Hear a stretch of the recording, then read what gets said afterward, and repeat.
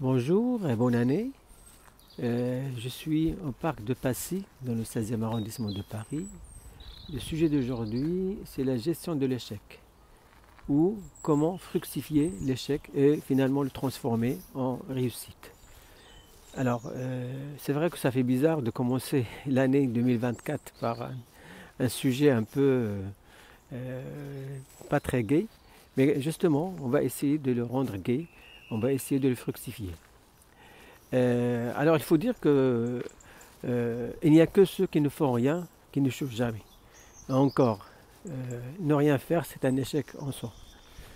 Donc il faut prendre des risques, il faut sortir de sa zone de confort, il faut, je dirais, tester les limites pour prendre des risques, pour voir si on peut réussir. Et si on ne réussit pas, au moins, on a appris quelque chose.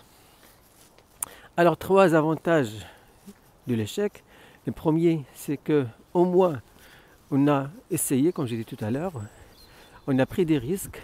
Il n'y a que ceux qui ne font rien qui n'échouent jamais, comme j'ai dit tout à l'heure.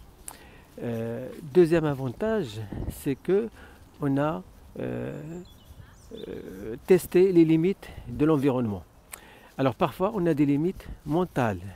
Et ce sont des limites qui sont beaucoup plus dramatiques et beaucoup plus emprisonnantes. Et l'échec permet justement de tester les limites. Et une fois qu'on dépasse les limites, eh bien, on échoue. Mais au moins, on a appris où ils sont ces limites-là. Et parfois, les limites ils sont beaucoup plus larges qu'on le croit. Troisième avantage de l'échec, c'est tout simplement, ça devient une expérience. Voilà. Et pour transformer un échec en expérience, il y a deux choses, la persévérance et surtout savoir pourquoi on a échoué. Avec ces deux-là, on arrive à la notion de la résilience. La résilience, c'est justement la capacité de se lever malgré les échecs et malgré les nombreux échecs.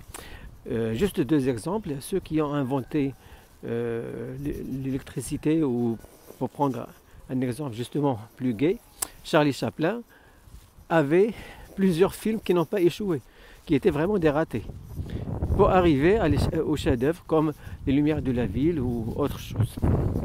Donc il ne faut pas avoir peur de l'échec.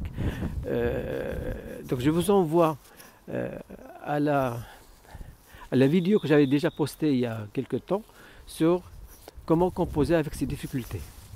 Et justement, ça permet d'avoir un petit peu, d'avoir une autre vision sur ses limites et sur cette force de se lever et cette force d'avoir l'espoir, la persévérance pour avancer. Voilà, j'ai fait un peu le tour de la question et quand même, bonne année encore une fois. Merci bien.